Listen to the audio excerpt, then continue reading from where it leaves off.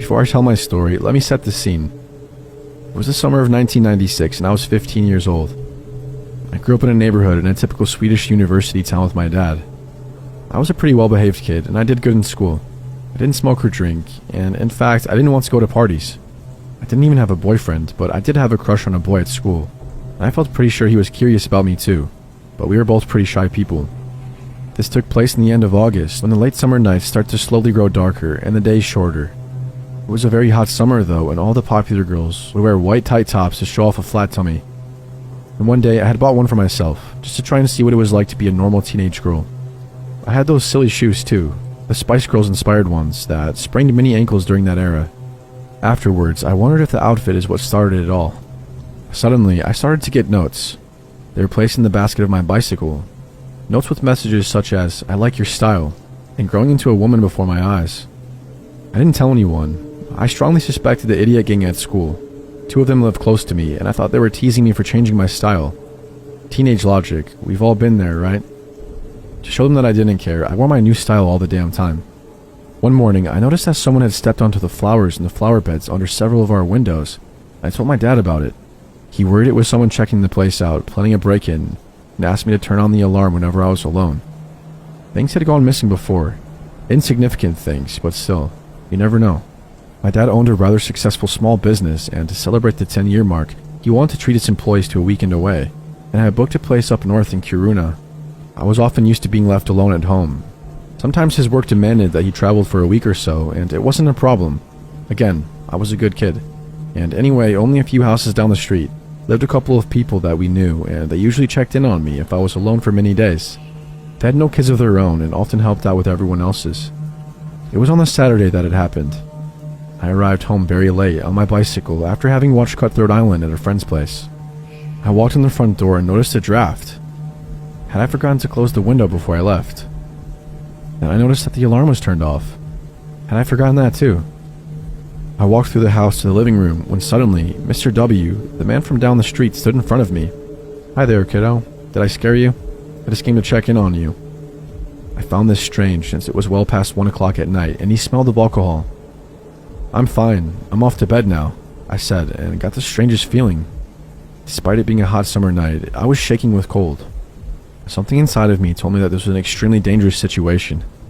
Something about it was off, as if he was wearing a mask, as if someone else was behind his eyes. Not the friendly Mr. W. that I had known my entire life. "Wine?" he said, and nodded in the direction of a wine bottle. I shook my head no. "I don't drink. My dad, you know," I said, and I tried to sound normal, but my voice didn't feel like my own. "Oh, you're almost a grown woman now. You can do as you wish," he continued, pouring wine into an unwashed glass. "I've been watching you. You have really grown." He kept telling me how beautiful I had become, and how he had noticed my new clothes, and that I surely knew that it was an open invitation to men. "I'm a nice person, don't you think?" he asked. "I'll be good to you. You can trust me. I'll be real gentle." I started to back towards the front door, but he stops me by grabbing hold of my upper arm and pulling me towards him. "Don't be like that. No one likes a tease," he says. And when I try to break free, he laughs and goes, "Wanna play, huh?" I can play. It starts to shake me. I feel how much stronger he is than I, and realize I have to make him let go long enough for me to run. At this point, it is as if someone else has hijacked my brain, and I started saying and doing things that I wasn't even aware of until afterwards. "Yeah, I like to play," I hear myself say, and he smiles and starts to touch my hair. He dragged me off to the bedroom, and I tried to pretend to be into it. I had never had sex at this point, or even truly wanted to. I had no idea how to fake it, but I tried. The moment he tossed me down on the bed, I said, "You must go lock the front door and turn on the alarm," as I tried to look eager and not scared out of my mind. "Okay," he said. "Don't move." I was on my feet faster than I thought possible, and I locked the bedroom door from the inside. My plan had, however, not turned out as I had hoped. He had taken me to my dad's bedroom, not my bedroom. My room had a window that led out onto the roof of the garage, and from there I could have jumped. But this room had no such escape. But it did have a phone. My brain had forgotten the number to the police, and the only number I remembered was my dad's work phone. He answered almost right away. My dad phoned the cops from his other phone, and I still had him on the line while Mr. W. tried to open the lock with a screwdriver, shouting at me and promising me to gut me like a fish when he got in. My dad also phoned another neighbor, Mr. K., who used to be in the military and often bragged about how he would treat any burglar to a trip to the emergency room if given the chance. Mr. K arrived before the police, and he didn't break his promise. But the sound of the fighting outside the room was terrible, and I had no idea what was going on outside, or even who was winning the fight. Mr. K was an old guy, but fit. But what if Mr. W had a weapon still, like the screwdriver? I don't think I dared to breathe until Mr. K asked me if I was okay, and I didn't dare get out of that room before the police arrived, and even then I was almost unable to move, as if my mind had escaped my body. A man who I had known since I was a toddler had suddenly started to stalk me, and planned to use the fact that my dad was out of town to assault me, and God knows what else. I trusted him, and I had been so wrong. I still have trust issues today. I spoke to his wife once, long after the incident. She had filed for divorce, and told me that the reason she refused to have children with him was that deep down she feared that they would have not been safe in their home.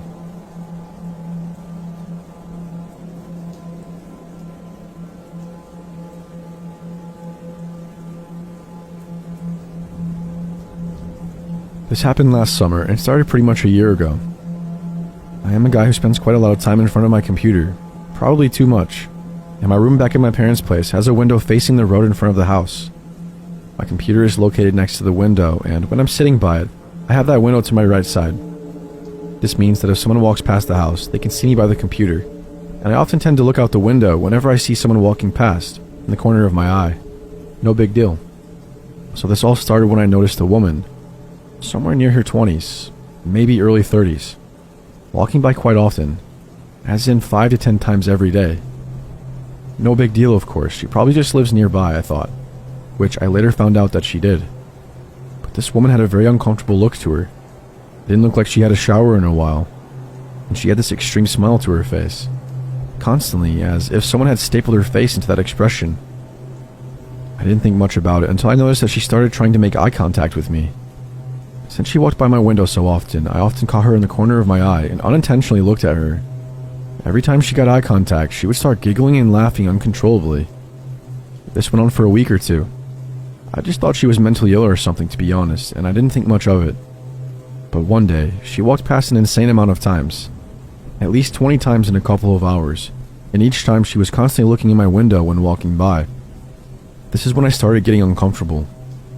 After unintentionally getting eye contact again, I quickly turned my eyes to the computer again, only to see in the corner of my eye that she has stopped, standing outside my window and looking right at me, laughing uncontrollably with her creepy smile on her face. I quickly pull the curtains and I try to ignore it when I hear the doorbell. I open the door and there she is. I'm alone at home and I start to get some serious creeps. I was at the time babysitting my friend's poodle and picking it up to use it as some kind of protection. Stupid, I know. I say, "Hi," and she responds with a very, very happy hello. She then says, "Now it's your turn." I have no idea what she wants and I only respond with, "Okay." She then starts laughing, like a lot, as in she just heard the best joke of her entire life. I start panicking and I shut the door after quickly telling her to leave. I tell my parents when they come home, and it turns out that this woman is an old student of my mother. She says that she is mentally ill and that I shouldn't worry. She's supposedly nice. Her visits outside my window continue every day, and I tell my parents again that I feel uncomfortable. Then they try to talk to her to see what's up. My mom decides to ask her why she's doing this, and the woman tells her that her and I have some kind of supernatural connection in our heads, and that her and I have conversations with each other through some kind of telepathic way. We are made for each other and madly in love. That's when my parents are getting concerned. Her visits continue on a daily basis, and we visit the police to see what can be done. Their answer is that we can't do shit because of stupid laws in my country. She often rang my doorbell, but I had the sense to not answer. I noticed that as time went on, she got worse and worse mentally. She started to show aggressive behavior against my parents when they asked her to leave. I have actually never seen my dad so uncomfortable and overprotective as he was at this time. He was worried as well. One day, something happened that was enough for me. It was Friday night and I was home alone. I was watching TV and I heard a strange noise from the street. I peeked out the window and there she was, outside my window, dancing and screaming and singing and doing all kinds of strange things. I put all the lights out in my house and I pretended not to be home, but I could still hear her. She was outside still. My neighbors ended up calling me several times, asking if I was okay, and I said I was, but I wasn't. I was scared. My parents were hours from coming home, and all I could do was watch TV, pretending not to be home. She stayed for an hour or two before leaving, and the week after, me and my parents decided to take action We visited different mental hospitals, or whatever you call them, and tried to tell them what happened. But there was one problem. They didn't have her as a patient and couldn't help us. Neither could the police. To make the rest of the story short, it's been way too long already. This continued for the entire summer, and towards the end, she would often spy on our house, playing some sick game with a child that she had started hanging out with. At this point, she was kind of scared of us because she knew we had contacted the police and different doctors, and they were shouting things such as, "You see that house? Watch out for them, or they'll call the police." And she and the child would run and come back minutes later, repeating the same thing. The police have visited our block several times, hunting her when she is clearly out of control. There are so many incidents I can tell you about this story, but it would take way too long to tell everything. I don't live at home anymore, and I haven't been bothered by her since. Except the time that she tried to contact me on Facebook. I blocked her instantly. That was my summer of 2012. Not the best of my life.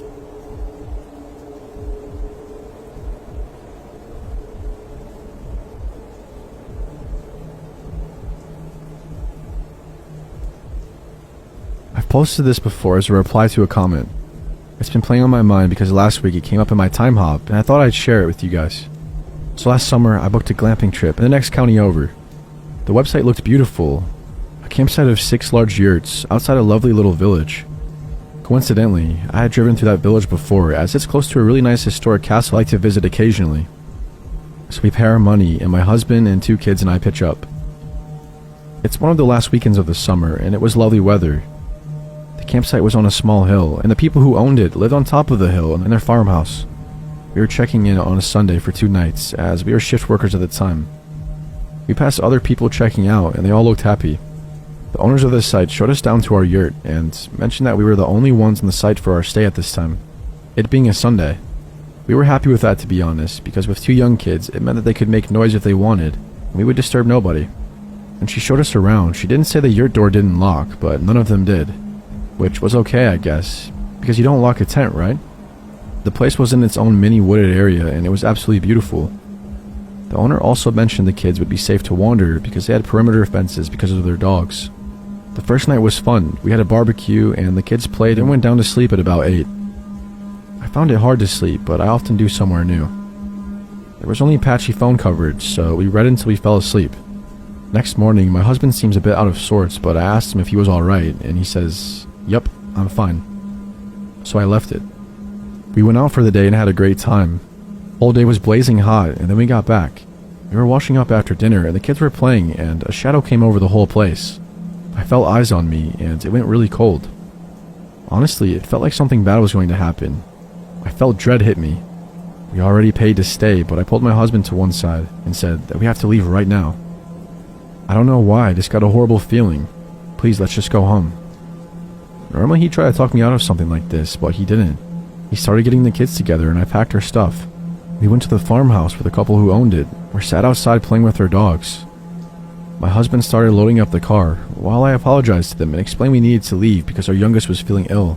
They said how sorry they were about it, and then just as I turned to leave, the man asked if my husband had been outside the house last night at about 3 or 4 in the morning. I said no, he hadn't left my side all night. I would have woken up and noticed. He asked me if I was sure. By this point, my husband was by my side and answered that no, he hadn't, and why. Well, says the guy, the security lights came on and the dog started barking, and when we looked outside, there was a man wandering around, who then turned around and walked back down the direction of the yurts. They assumed it was my husband. We both said it wasn't, and we said our goodbyes quickly. I tore out of that place in the car, and then about a quarter mile down the road, my husband turned to me and said, "You're right. I was quiet this morning. I didn't say anything because I thought you'd take the piss. I wanted to use the bathroom in the wee hours, but as I was about to get up, I heard footsteps on the decking outside. Not hooves of something on 4 legs, something on 2 legs. I laid there as quiet as possible and hoped the kids wouldn't wake up or something. It still freaks me out now."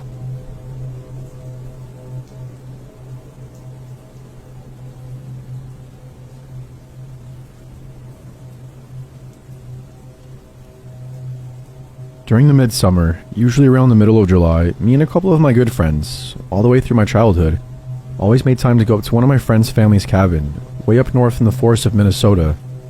The cabin is located in Vermilion Lake. Throughout all of our young years, we would always go, for sure accompanied by my friend's dad. Kevin's dad, who owned the cabin himself. and sometimes a few of our dads as well. Once we were juniors in high school, we felt mature enough and old enough to go to the cabin on our own, finally without Kevin's dad or any other adult supervision that may have accompanied us.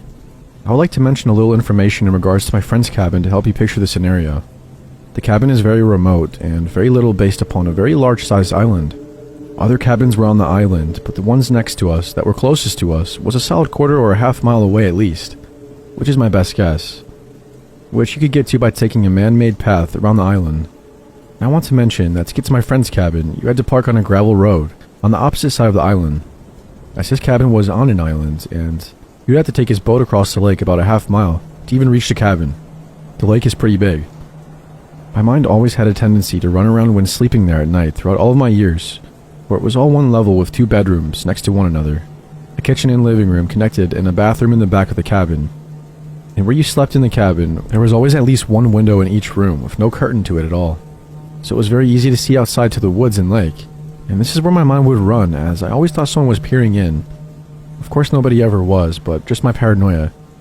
I had been to this cabin a dozen times throughout my lifespan, and nothing had ever happened, and the older I got, the easier it was to sleep. We would usually stay a few weeks worth, or 4 or 5 nights. On the 3rd night during the trip, when we were there on our own finally, we had set up a campfire and had been drinking beer all night. We went out to his dock to gaze up at the stars and enjoy our buzz when we heard something out in the water that sounded like a fish jumping out to catch a bug or something. We quickly looked out at the lake with curiosity, wondering where the splash came from, having our poles ready 24/7. Thankfully, the moon was out that night, which helped to light up the lake. Otherwise it would be dark as black out there, with there being no city lights for miles upon miles, and we would not have been able to see anything on the lake. One of my friends, Ryan, began to point out, saying, what the hell was that? After looking closely and finally spotting what he was pointing at, all I can describe is it simply looked like a head out in the middle of the lake, just floating about, staring at us directly. It was about 3/4 worth of a football field length out on the lake from the dock. There is no question that I couldn't make out its features. It had long black hair and very palish skin like a face, but couldn't make out the eyes, mouth, nose, or chin, as if it was just a blob of pale skin with long black hair over it. I'll never forget the feeling that came over me. The hairs on my legs and neck, and my arm all stood up, and I was paralyzed on the inside, ready to leave that moment. But we told ourselves it was just a loon, as these birds are very popular night drifters on the lake, and they do their hunting late. So it was possible that a loon all of a sudden popped up in the water after hunting a bit, or at least we tried to talk ourselves into that scenario. All of us now having the creeps and noticing it wasn't moving one bit, just treading water in its same place. We went back to our campfire, lit it even brighter, and headed back inside to drink more. I would like to mention that there was a staircase outside my friend's cabin, about 8 stairs in length down to the bottom where the fire pit was. We soon forgot about the head with the help of the beer, until I had to use the bathroom really bad, and the one inside was preoccupied. I just went outside to do my business since we were in the great outdoors. When I had been taking a pee and glancing out at the beautiful moonlit lake, I noticed that the black circle object was still there, but about 30 yards closer now, still looking as if it were staring right at me. I could easily see the nose on this thing's face. Again, it was very pale, like it hadn't seen the sun for years. A very, very uneasy feeling came over me, and I immediately went inside and told my other friends to come look quick. We all went outside to see that it's still there looking at us, as if this head was corked up at us with its chin in the air. Nobody dared go down to the dock anymore, and we immediately went back inside, ruling out that it probably wasn't a loon, because a loon wouldn't have tread the water in the same spot like that. Eventually, the current would have drifted it somewhere else in a rocking manner. For a loon to stay in the same spot for almost an hour or two made no sense to any of us. This head-like object was stiff as a board and not moving a single muscle, just staring up at us from the deck instead. There was no ripple effect at all in the lake from the object. We said it was just a log and went back in. I could tell everyone else felt uneasy too. A few hours would pass. It was super late into the night, and at this point we knew we needed to sleep. Being my curious self though, I looked back outside once more, and the black object had completely vanished, and I couldn't help but feel a sense of relief, thinking that the log must have floated off or just hit shore somewhere. As we slept with the windows open that night, there was no AC in this cabin, and we had to open them up or we would fry in the cabin, with it being the middle of the summer. Me and my other buddy, Tommy, slept in the living room while my 2 other friends slept in the 2 separate bedrooms, with their doors wide open. Not being able to sleep but keeping my eyes peeled shut, I began to hear someone walking around at the bottom of the stairs to the cabin, around the campfire and at the bottom of the stairs. I thought I was about to shit bricks. No question, what or whoever I heard down there was on the dock now, pacing back and forth as it made the sound of a boot clicking on the wood. It was as if they weren't sure what to do with themselves because it lasted for about 3 minutes. Wanting to whisper to my buddy, but frozen in fear, I just kept my eyes shut and ears on full alert. The footsteps sounded like they took 2 steps up the deck stairs all of a sudden, but then turned around and sounded like they were sprinting out down the man-made path. After it sounded like the steps were long gone and a couple minutes had passed, I woke up Tommy asking if he heard the steps. Both of us sitting up, I was startled to see my friend Ryan walking out of his room and saying that we need to leave a minute after these steps vanished. He must have heard us talking, so he felt he could come out as well, but either way, he was waking us up regardless. Something was very disturbing about his expression and I asked him why. He woke up my other friend Kevin in the other room and said that we needed to go. Get to the boat, it's time to go. He explained to us quickly while grabbing his stuff, and I will never forget what he explained to me and my friends. He said that when he was turning sides on his bed to get more comfortable, he saw someone peeking in at the top right corner of his window, and he quickly shifted out of his view. He said all he saw was one eye, ghostly white skin and black long hair down the window. Again, another thing I would like to add, when we look back at what we experienced, it chills us to the bone realizing that since this face was in the top right corner of the window, in my friend's room that he was sleeping in, this thing was either damn near 8 foot tall, standing on something like bricks trying to peek in, or was floating. Ryan then continued to say, "Let's go," very seriously. Absolutely disturbed the hell out of my mind and feeling like I was going to be sick. And then telling them what my friend and I heard in the living room, we all agreed and packed our stuff. And we booked it, not cleaning the cabin or anything. We always had to clean the cabin before leaving. We locked up, and as we headed down the stairs, we saw footprints in the dirt, heading off into the path and all around the cabin. We picked up our pace, getting to the boat, not knowing what was watching us or around us. We threw our stuff on the boat, untied it, and sped off. I didn't even think about the head in the water anymore, or even think to look in the water. My eyes were just glued to the island, trying to spot anything moving, but I saw nothing. When we had finally gotten our stuff packed, in the car, and our boat tied up, we hopped in the car and took off. We had been driving out about 10 miles, and out of the blue, Ryan, who said he saw the person outside his window, all of a sudden broke down in the car crying. We called to tell our parents what had happened on the way back, and that Ryan was freaking out, and they told us to just get home safely and quickly. It was late, about 4 or 5 in the morning, but no one slept, and it was a very quiet ride home. My friend's dad, who still owns the cabin, went up that following weekend and said he experienced nothing while there, but did mention bare human footprints that were still lingering about, which he thought were odd, because someone was walking around his property, which bugged him pretty badly. Whatever my one friend saw in the window really hit him hard.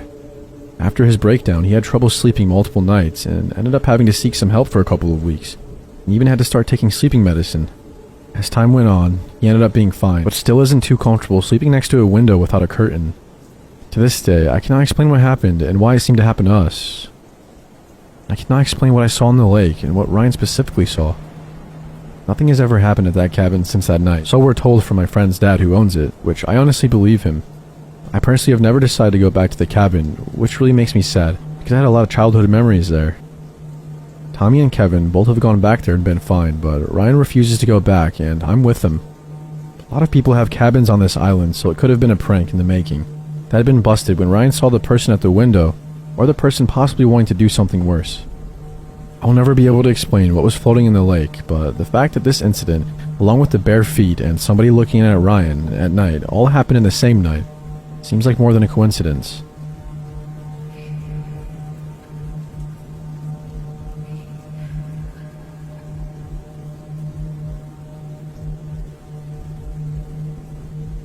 While I was a witness to a number of events with the individual in question, I would like to know that the majority of the unsettling behavior and stalking was directed to my coworker and friend at the time, Caroline.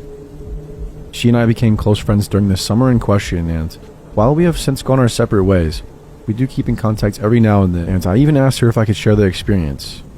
She agreed, but out of respect to her and to protect both of us, I will leave out some more direct details. Having witnessed the behavior firsthand on many occasions, I understand her hesitation and her terror. This is going to be rather in-depth since there were several encounters over the summer. It was a few years ago now. I lived in a medium-sized college town and I worked at a nearby grocery store. It was small and had been in the community for years, so there were a lot of regulars. Some important backstory with the area. While the town was removed in a sense from the major city, there was a bus line that went directly from the larger city to this town. and it just so happened to drop off right by our store. As it goes with some public transit, especially in this area, there were often homeless people that got off at the stop and would come to the first place with food and drink and a place to wait. So our store. I worked at this store for almost a year and a half as a cashier, then I was promoted to supervisor. Caroline had been working there for several years before me, but we were about the same age. I am a male in my mid-20s now. Caroline is very attractive to me, and a vivacious woman. She was a pleasure to work with and as a good friend, but she also attracted a lot of unwanted and unwarranted attention, especially during night shifts. She has a good head on her shoulders and is an expert at dealing with the creeps and the leering jackasses. This guy, though, he was a whole nother story.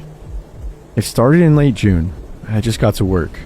I usually worked closing shifts because of school schedule, and during a tag-up meeting with the morning supervisor, Megan, I was informed to make sure I hit the break schedule. Our store was small and yet still incredibly busy with the college and the local community, so we had to balance schedules and breaks and tasks, and things could change at a moment. We had a clipboard with the people on the front end for the day and the estimated break schedule.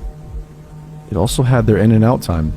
Supervisors were often also on registers and not just hanging out in the office, so we were at ground zero as it was when things got crazy. I asked Megan why I had to hide it, and she informed me that some guy had been hanging around and she had caught him twice, leaning over the register to look at the schedule. Our store had a big cafe in the front, so it wasn't uncommon for people to linger, sometimes hours at a time. This was especially true for the homeless who had nowhere else to go. As long as they weren't causing trouble, though, we had no reason to kick them out. Anyway, as the night progressed, I noticed this slinky dude with incredibly thick and greasy hair, sort of wandering around. He would walk up and down the aisles, then go to the cafe with nothing, and sit and stare at the registers, then mosey on outside to the outside tables, then repeat. After about 2 hours of this, I approached and asked if I could help. Expecting him to say no and to scarper off, I was taken aback when he moved extremely close to me and asked, "Is Caroline working today?" Per our policy, and I believe in some places, the law, we do not give out schedules. I would usually answer if they were currently here, as sometimes we would work directly with vendors and had meetings. This guy was clearly not that, and I had already had a handful of people want to specifically stand at Caroline's line and chat with her, leer at her, and prevent her from working. She was usually good about giving codes when a habitual creeper came in, and I would give her a task to go in the back room and count inventory. I was on edge with this dude, so I told him I could not divulge that information. He looked ready to spit on me. He was also a good 6 inches taller than me, though I could probably take him if the push came to shove. I told Caroline about it later, and though she didn't say anything, I could tell something about this one set her off. She was quiet the rest of the night. Cut to about 2 weeks later, we're doing late night inventory, so we're working way past closing time at 11 p.m. I have myself and 2 other relatively newbies working with me. There were other people from other departments doing inventory, but the bulk of it was on us. At around 1 a.m., while we were neck deep in counting, the store phone starts to ring, and ring, and ring. Normally we wouldn't answer, but I guess store management did, and that was that. About 5 minutes later it rings again, and someone else answers. Then again. I didn't think much of it until it rang a 4th time and I picked up. I answered to say that it was past our operating hours, and to try again in the morning. There was heavy breathing on the other line, and when I said hello, this raspy voice that was super familiar asked if Caroline was there. I said it was past hours and I was about to hang up when he shouted, "Tell me when Caroline works next, or I'm going to come down there and slice your throat, asshole." Needless to say, that pushed a line. I had no idea this was the same dude, but I got a familiar chill.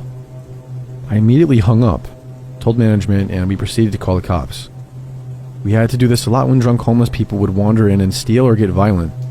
We knew the local cop, Jim, would help, so we had him come by and do a few patrols. That was about it. I would say about an hour and a half later, as we were wrapping up, the creepy dude is at the door, banging all unholy, screaming at us to let him in. There were about 5 other people near the door, all burly men, and they chased him off. I called Jim, and he said he would do another sweep. Of course, after that, we made some charges. Caroline was notified. I may have had issues with some of the store management, but they were really good about keeping us safe. She requested day shifts only, which we tried to accommodate the best we could. But I didn't write the schedule, and our direct team manager had propensity to be an ass and would sometimes schedule people when they requested that they couldn't work. She often paired me with Caroline, since we were the fastest workers and could get the closing duties done early, so they could save like 30 minutes on labor. There were some other minor incidents, I guess, with him coming in, but he was quickly booted out by management. There was one incident where some dumbass on our team answered the phone and gave this dude Caroline's whole schedule for the week. We had been told not to tell the team why the guy was not allowed in because it was private, but Caroline ended up telling them, much to the dismay of our team manager. I don't know why she was so pissed. Caroline was trying to get people to understand the gravity of the situation. When that happened, he was there every day. I ended up trading some shifts with her as a cashier and not a supervisor, just so she could get some peace. After a few months of this guy really harassing her at work by lurking and waiting for her to get off, we all pitched in and walked her to her car or drove her home. Or stayed with her until her boyfriend could come pick her up outside. It just kind of stopped, really suddenly. Caroline didn't want to talk about it, and I didn't press, as even though we were close coworkers, it wasn't my business. So in around late August, she's closing with me and we were having a good time, as it was super slow that night. She offers to take care of some duties while I count drawers and close them out. A difficult and somewhat nerve-wracking process, as I had to have the drawer of money out in plain view. The old store had really bad security in that manner. Thank goodness we were never robbed when I was there. One of the seasoned cashiers stays on register to help any customers, while Caroline wipes down the cafe and does the normal closing duties.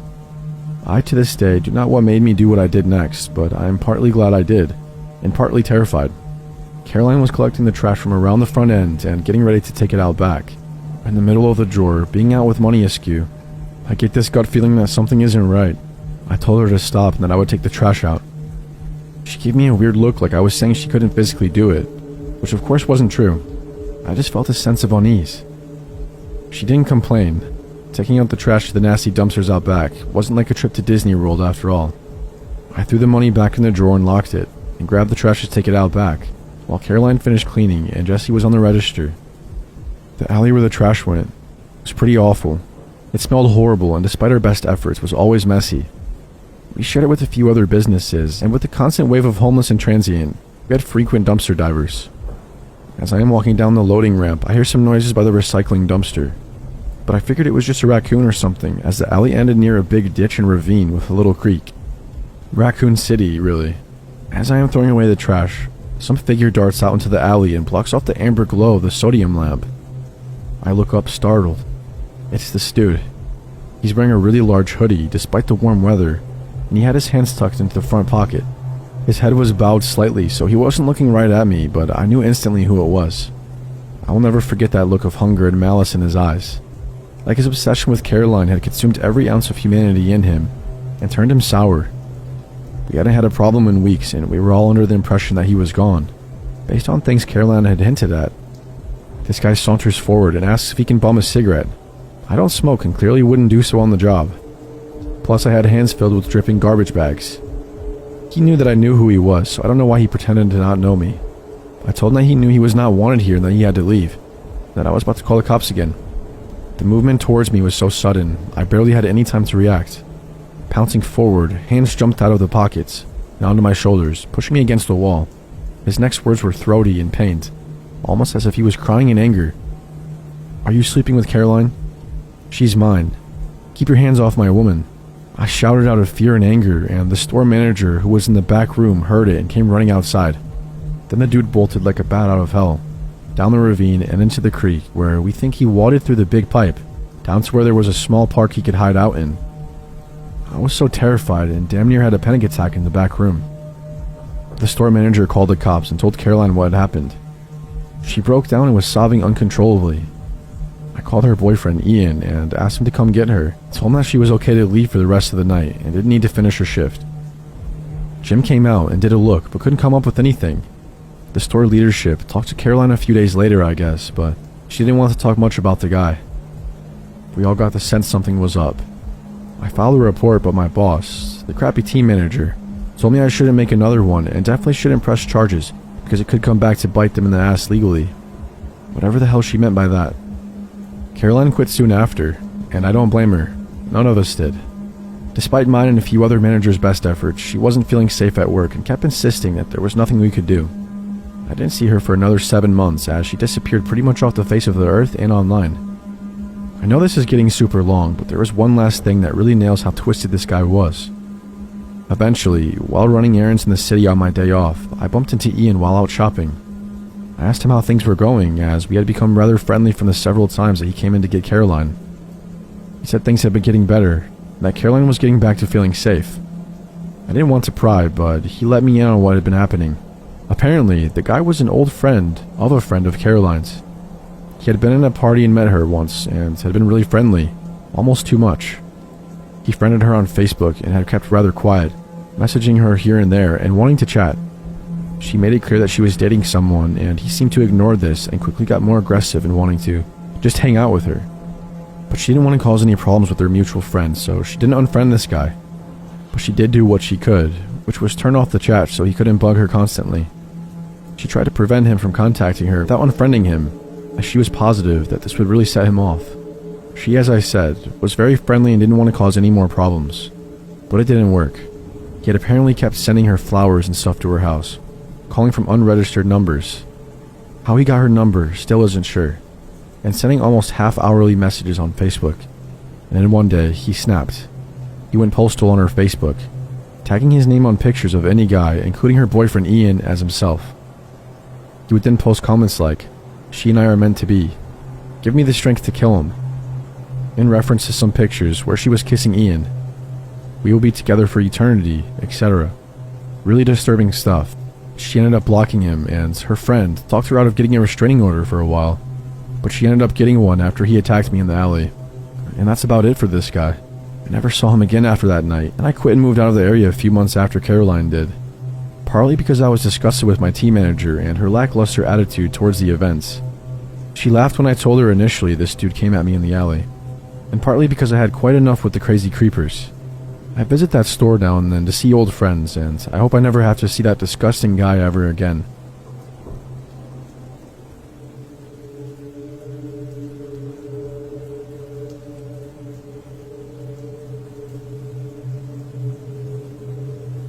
This experience still gives me the chills to this day. I actually have a few other camp encounters that I can share if anyone is interested. North Georgia is a mighty interesting place. A few years ago, I worked at a Jewish summer camp in North Georgia. As many of you might know, Georgia is a fairly conservative state, as well as being predominantly Christian. There are small Jewish communities and a few summer camps. I'd say this camp was more culturally Jewish than it was religious. There were no religious requirements nor religion-specific focus. Rather, it was a place for kids who were often in the minority to come to a camp that allowed them to meet some other kids like them. Staff came from all over. We had many Australians, lots of Brits, and people from various parts of the USA. Each night at around 10, most of the staff was able to go out to the town for a couple of hours. Enough staff remained behind to watch over the cabins, and we rotated. This particular night, a group of about 5 of us decided to go to a local bar to grab a few beers. It had been a hot day and was a humid night, so we decided to sit outside on the patio. For some backstory on the town, generally, we were extremely well received by the community, despite differences. We brought in lots of revenue for the town during the summer. We bought supplies at the local Walmart and often took the campers on tubing trips or occasionally out to dinner after a long hike on the Appalachian Trail. It was midsummer, so we'd been out to the bars in the area many times already in that session. The 5 of us sat around at a table, drinking and discussing the events of the day, as fellow employees typically would after work. About 30 minutes in, a white man in his 20s came up to our table. I distinctly remember a jagged scar on his cheek, but I didn't think much of it at the time. He introduced himself, then he told us that he was having a party that night at his place. "Anyone can come," he said. Black, white, gay, straight, whatever. I found it very odd that he'd open his speech with that disclaimer. Of course the party should be open to everyone. Why did he feel the need to specify? But we all had a few beers and we were feeling pretty loose. He talked for a bit longer and really nothing seemed off, I guess. We told him we were working at a camp in the area and we couldn't stay out long, so we'd probably be heading back soon. An hour later, our group went out to the parking lot to get into the car. As we approached it, we saw the same guy come out of the shadows. He had a buddy with him with a shaved head. His expression was incredibly hateful. His eyes had changed. He pounded his fist into his hand, then took off his shirt and revealed a poorly inked SS tattoo. My stomach dropped.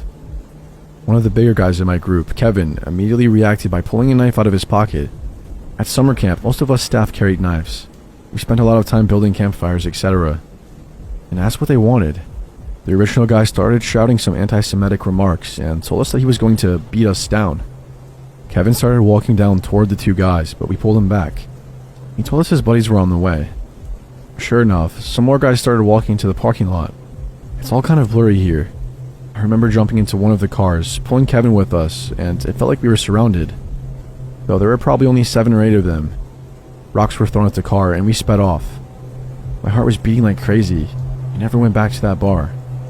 On the bright side, when we told the story to the competing bar in town, the bartender lined up 6 shots, cheered us, and said we were always welcome in his bar in that town. We had no more problems in that town itself, but when I took some campers on the 2-day hike up the Appalachian Trail, it was another story.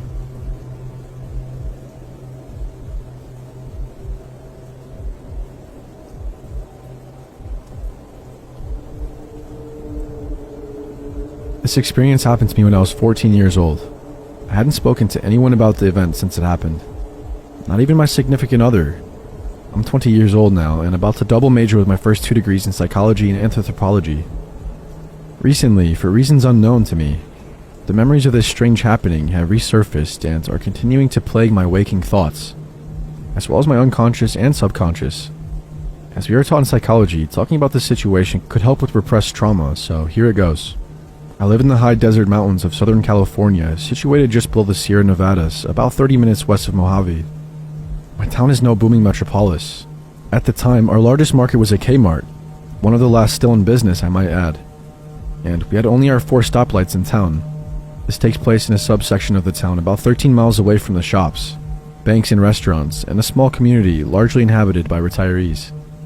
It's smack dab in the middle of summer and the temperature were well into the high 90s to low hundreds. My nightly routine would consist of walking my Australian Shepherd. However, I would wait until it was almost dark to avoid the heat. I grabbed my phone, a small pocket knife, some headphones, and my pup, and we set out for my nightly walk. My community is also home to a significant amount of equestrian riders as well as cattle ranchers. The trails I walked were designated horse riding trails set between pastures. That night, I had decided to take the horse trail that stretches for approximately 2 miles between back-to-back paddocks. It's basically a long, narrow trail that's between very large backyards.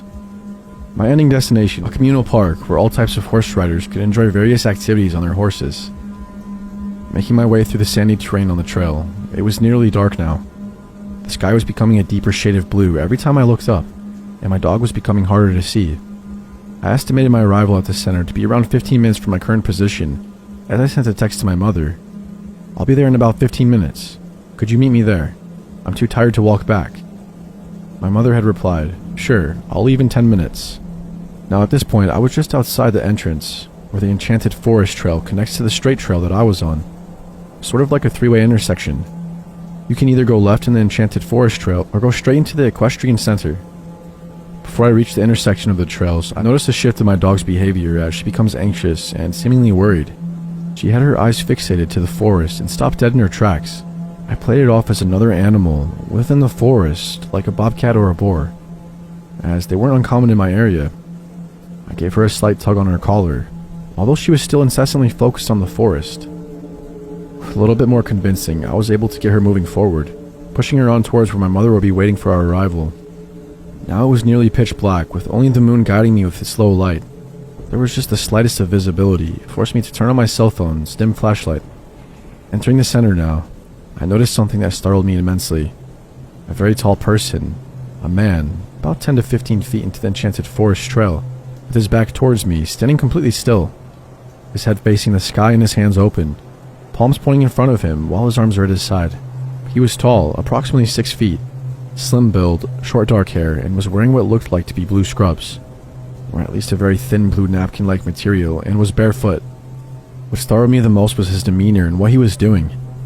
His stance was enough to scare anyone in that setting, but as I approached him slowly, it appeared to me he was shaking, or vibrating, or even slightly convulsing, but doing so while standing up. It didn't seem like he had any control over it, although he remained his balance perfectly. Scared and not entirely sure what to do, I asked him, "Hello, excuse me." I paused momentarily and raised my voice slightly with the next question. "Is everything alright?" When I said that, he stopped shaking altogether, but still doesn't turn around or move another muscle. He just remains in that same creepy position and doesn't even move. For a brief moment, I had thought I might have been imagining this. I glanced down at my dog, and she was also concerned with the state and condition of this man, and began growling quietly. At this point, I knew it wasn't all in my head. When I looked back up, he had moved closer to me, about 7 feet closer or so, now almost on my trail's path. I had only looked at my dog for a split second, and he did it without making a sound. He still wasn't facing me either, and his hands were still open, head still facing the sky. I wasn't about to wait and see what this guy was doing, or what his intentions were. So I slowly eased my way past him towards the equestrian center, as quietly as I could. Before I felt that I was at a safe enough distance to start sprinting as fast as I could away from this guy. When I reached the first arena of the equestrian center, I looked back into the direction of the forest, completely out of breath. And there he was. The guy was standing on the edge of the trail outside of the forest, standing there still facing me. I was too far away to see his face, and frankly, I didn't want to. I couldn't make out features. All I could see was his silhouette illuminated by the moonlight peeking through the trees in the forest trail. I continued to run with no intention of stopping until I found someone. I had never been so happy to see my nagging neighbor, Penny, and her moody mare. She noticed my distress, but due to her already harsh opinions of me, I had told her I had been on an endurance run and was just out of breath and very tired. I wanted to avoid any small town gossip as much as I could. My mother arrived with an impeccable timing. During the ride home, I broke down in a state of paranoia, distress and panic at what I had just witnessed. My mother didn't know exactly what to make of it, so she recommended that I file a police report. About an hour after getting home, an officer shows up to take my statement. Following up the next day, the same officer claims to have went and checked out the area but didn't find anyone or anything out of the blue apart from partials of bare footprints. But there's nothing incriminating or suspicious about someone going for a walk without shoes. He played it off as a joke and accused me of being under the influence, but I can assure you I was completely sober. Nothing ever came out of this. I attended weekly therapy sessions for almost 2 years following this event, and I never went on walks by myself ever again. I had night terrors about the man, and I still do. I still don't know what to make of it. I don't know if I ever will.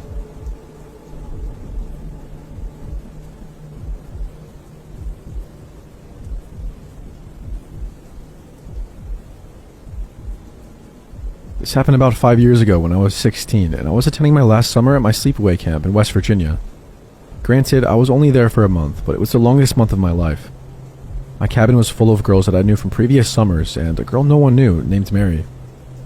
She was kind of the oddball, and it was obvious after a few days that she isolated herself and had a hard time fitting in. So I tried my best to include her in our normal activities, while the rest of my friends didn't pay her much attention. After about a week, she started clinging to me, which I figured was because she liked me as a new friend, and I was the only one that showed her any attention. Wherever I went, she was kind of just there, always a step behind me, right in my periphery. We were required to take buddies to the bathroom, and whenever I casually mentioned I was going, she would jump up and volunteer to take me. Nothing weird. I started noticing strange habits of hers, though. Whenever we walked to an activity, she would walk next to me, and if she noticed our walking was out of sync, like my right leg went forward when her left leg did, she would skip to adjust it, so we were walking the same way. Now this sounds a little questionable. I thought maybe I was overthinking it, until several of my friends mentioned that they were noticing stuff happening as well, without me saying anything. During meals, we were assigned tables, but even though she sat across the entire dining hall away from me, she never stopped watching. I would go up to the buffet and fill my plate, noticing that as I sat down, she would go up and choose the exact same foods as me while still watching me.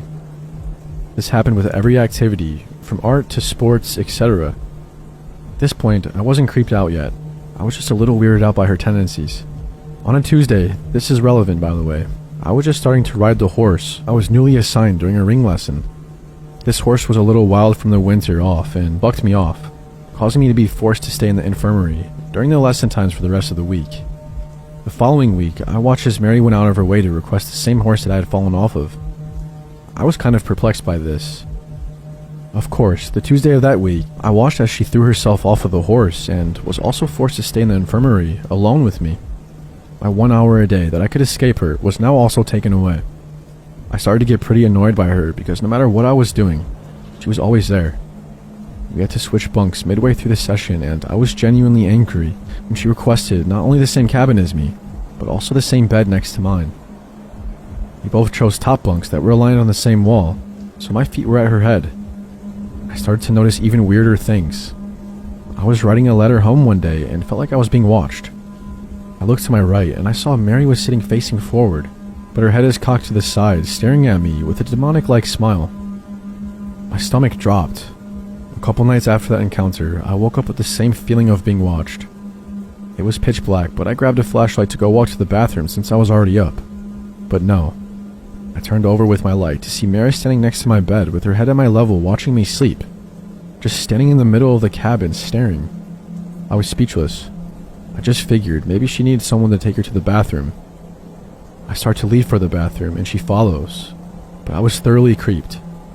Stuff like that kept happening for the rest of the session, but when her parents finally came to get her, I refused to even look at her to say goodbye. I have never been so happy to leave a place in my life. I can't express the level of creepiness over typing this, but I can literally say I felt like I was in danger when I was near her. I never want to figure out why she was seemingly obsessed with me.